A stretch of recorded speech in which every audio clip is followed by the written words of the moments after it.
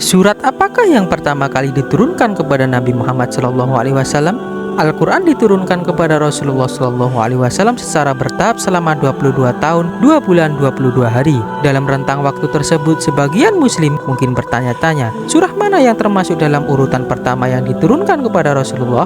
Perkara surah Al-Quran yang pertama kali diturunkan turut menarik perhatian para ulama. Terbukti ada beragam pendapat yang dikumpulkan oleh Imam Suyuti dalam kitab Al-Itqan fi Ulum Al-Quran. Pendapat pertama didasarkan dari keterangan hadis Aisyah radhiyallahu an yang diriwayatkan oleh Imam Bukhari dan Muslim. Menurut hadis tersebut, surah yang pertama kali diturunkan adalah permulaan ayat surat Al-Alaq ayat 1-5.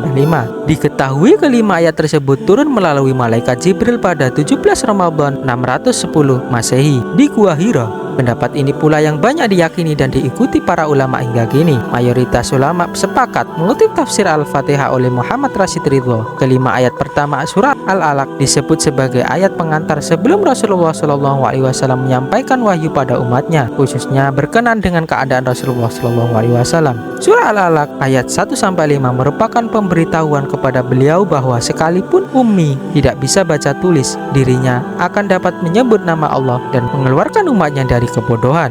Bunyi keterangan buku tersebut.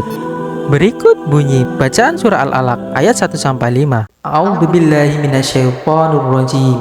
Bismillahirrahmanirrahim. Iqra' bismi rabbikal ladzi khalaq. Khalaqal insana min 'alaq. Iqra' wa rabbukal akram.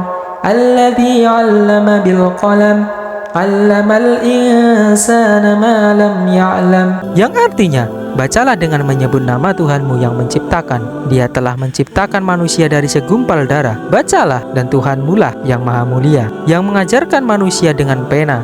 Dia mengajarkan manusia apa yang tidak diketahuinya. Kelima ayat tersebut turun ketika Rasulullah SAW bertahanus atau beribadah di Gua Hira, tepatnya sebuah gua di Jabal Nur yang letaknya sekitar 3 mil atau 4,8 km dari kota Mekah. Pada suatu malam, malaikat Jibril diceritakan datang menemui Rasulullah SAW. Kemudian Jibril mendekap Rasulullah SAW ke arah dadanya dan melepaskannya secara berulang sebanyak 3 kali. Selama melakukan itu, Jibril berulang kali pula mengatakan Iqra' atau bacalah. Rasulullah SAW pun menjawab dengan ma'ana biqori, saya tidak bisa membaca. Hingga pada dekapan ketiga, Jibril membacakan lafaz dari kelima ayat surah Al-Alaq. Menurut catatan sejarah, peristiwa itu pula yang kemudian ditetapkan sebagai malam nuzulul Quran atau turunnya Al-Quran. Wallahu a'lam bishawab.